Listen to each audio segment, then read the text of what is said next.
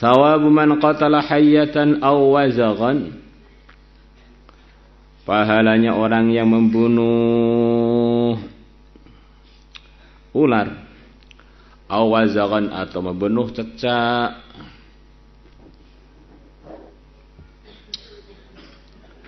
Jadi di antara ujiannya kita sebagai mukallaf adalah diperintahkan untuk berbaik sangka kepada semua aturan pencipta kita.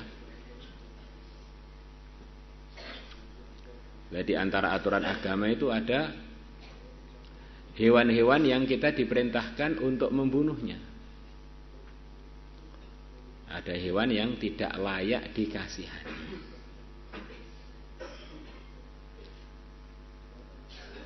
Lah kenapa? Ya kita ini hamba Allah, ya khusnudzon, mesti ada kebaikannya di situ itu. Yang tidak perlu otak kita sampai kepadanya. Tidak tahu mata kita melihat jelas apa madharatnya dan apa hikmahnya. Kalau aturan ini memang dari aturan Allah, ini pasti di dalamnya kebenaran. Hanya saja sebagian ulama bilang walaupun begitu memang pasti dalamnya kebenaran. Kalau Allah buka pada sebagian hambanya, memang hal-hal yang perlu disingkirkan itu memang hal-hal yang tidak manfaat untuk manusia. Jadi ular ini bukan termasuk binatang yang layak untuk disayangi. Tipe dia ini adalah tipe nggak bisa berbalas budi gitu. Tipenya kalau dia lapar ya siapapun akan diserang. Kalau dia kenyang, sudah kekenyangan ya dia seperti begitu tunduk, begitu nurut. Tapi asli tipe dia memang tipe yang maldorot. Maka orang nggak pengen nyayangi ular tuh ya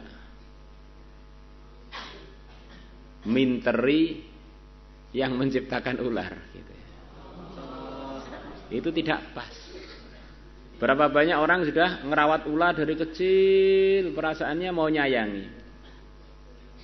Dia buat acara-acara atraksi pakai ular, pakai itu. Bahkan atraksi memasukkan ular di mulutnya, kepalanya. Ternyata ada satu kejadian ularnya malah gigit, dia gigit lidahnya, akhirnya terjadi madharat yang begitu besar pada pemilik ular yang telah dia rawat dari kecil itu. Maka ada cerita Israiliyat. Ada orang soleh, yang orang soleh tadi sangat penyayang pada hamba-hamba Allah. Di hatinya ini gak pengen buat buruk pada siapapun dari makhluknya Allah. Maka tengah-tengah dia dalam amalan kebaikan ada ular lari karena dikejar oleh musuhnya. Maka ular tadi minta tolong pada orang sholat ini, tolong saya, tolong saya, tolong saya. Saya dikejar musuh, saya mau dibunuh. Maka orang sholat tadi bilang, ini kamu tak sembunyikan di tempat saya? Enggak, kurang aman. Tak sembunyikan di wadah saya? Enggak, kurang aman. Terus gimana? Saya minta disembunyikan di badan kamu. Lalu gimana caranya? Ya saya masuk ke mulut kamu. Nah, akhirnya ular tadi masuk ke mulutnya orang soleh tadi, selamat dari kejaran musuhnya yang mau bunuh. Selepas musuhnya pergi, orang soleh tadi bilang pada ular, sudah, musuh kamu sudah pergi, kamu sudah silahkan keluar dari badan saya. Maka ular bilang, saya mau memakan jantung kamu dulu baru keluar. Loh, kamu ditolong kok malah begitu balasannya? Ya salah kamu nolong saya, kan saya ular. ular kamu tolong. Akhirnya orang selesai doa, ya Allah ini gimana saya nolong makhluk engkau yang ternyata makhluk ini tidak layak untuk ditolong. Maka Allah kirimkan malaikatnya dengan membawa satu daun dari surga. Ini kunyah daun ini, kamu makan. Maka begitu dia ngunyah daun itu, langsung ular yang di perutnya hancur lebur karena berkahnya daun dari surga. Jadi sekedar cerita bahwa aturan agama ini itulah kebenaran, jangan cari kebenaran di yang lain.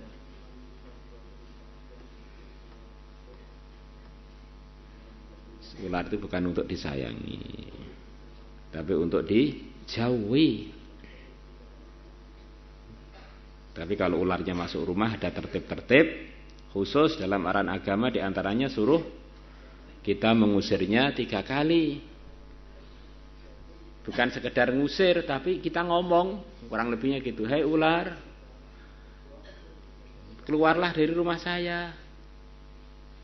Hei ular, keluarlah dari rumah saya, kalau enggak tak bunuh loh. Hei ular, keluarlah dari rumah saya. Karena ular itu sering dalam hadis-hadis yang sahih, termasuk hadis riwayat Muslim,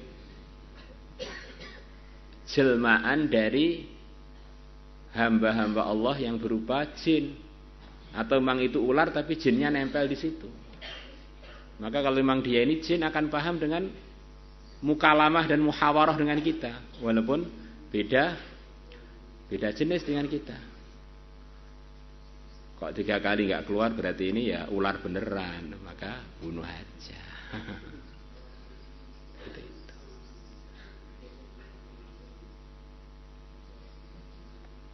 Ulane nggak paham, oh berarti ulo tenanan. Diceritakan dalam hadis riwayat Muslim, kurang lebihnya ada seorang pemuda sahabat melihat ada ular di rumahnya, maka dia tidak mengusir dia dulu, langsung dibunuh. Maka tidak berapa lama ganti keluarganya ular itu marah, ganti membunuh dia. Ternyata itu ular jin, sambil ngomong, kamu telah membunuh keluarga saya, maka ganti kamu saya bunuh. Maka kejadian itu disampaikan pada Nabi, maka Nabi memberikan arahan kepada para sahabat, kalau ular-ular itu masuk rumah, tertibnya diusir dulu 3 kali, lepas itu dibunuh, tidak ada bahaya lagi. Ibu kelar ular jadi-jadian, kan ular yang Allah beri kesempatan kita untuk mempraktekkan pahala membunuh ular. Cecak, apa sih Pak? Salahnya cecak Pak? Ada tai di kasur kamu, kenapa kamu buang? Salahnya tai apa sih? Tai nggak mukallaf. Ini ngomong kasarnya itu. Jadi yang dibuang itu tidak selalu harus salah. Tempatnya memang tidak tepat. Dia ini bukan mukallaf loh ya. Yang mukallaf kan kita. La ilaha illallah. Sudah pasti teliti, dan sebetulnya penelitian itu pun nggak perlu sih.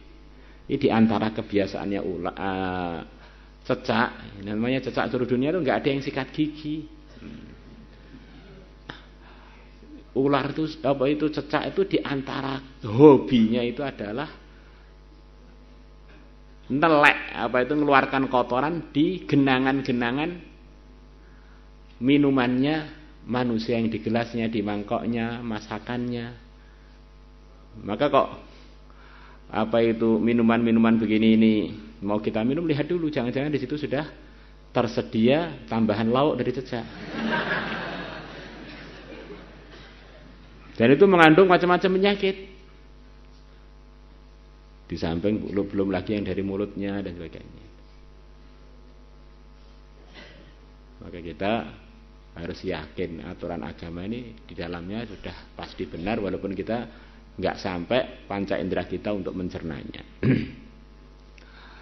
Anil Musayyib bin Rafi' an Ibnu Mas'ud radhiyallahu anhu qala Rasulullah sallallahu alaihi wasallam Man qatala hayyatan falahu sab'u hasanatin, barang siapa membunuh ular, falahu sab'u hasanatin, maka dia mendapatkan 7 kebaikan.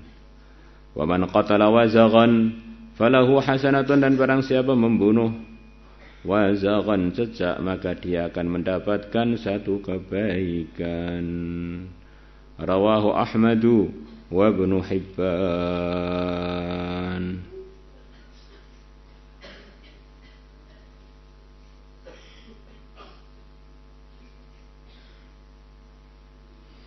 Wa kharraja Ahmad wa Abu Ya'la bi isnadihima Nabil Ahwas al-Jushami qala bainama Ibnu Mas'ud yakhutub, di tengah-tengah Ibnu Mas'ud sedang berkhutbah zata yaumin, suatu hari, fa idza bihayyatin tamshi 'alal jidar, ternyata beliau melihat ular yang berjalan di atas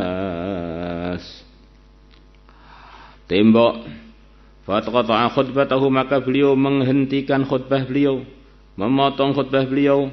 Tsumma darabaha biqadibihi, kemudian beliau memukul ular tadi biqadibihi, dengan menggunakan tongkat beliau, hatta qatalaha, sehingga beliau berhasil membunuhnya.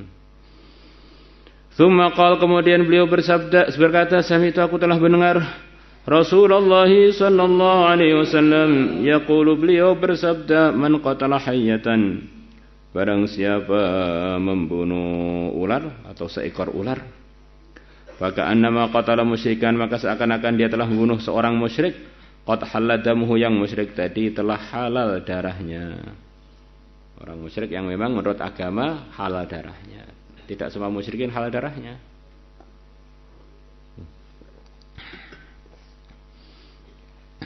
Dan orang yang membunuh musyrik yang halal darahnya, tidak ada balasan baginya kecuali surga.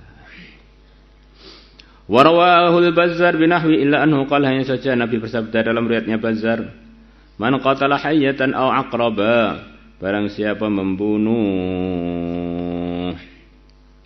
ular, aw aqraban, atau membunuh jengking kala jengking.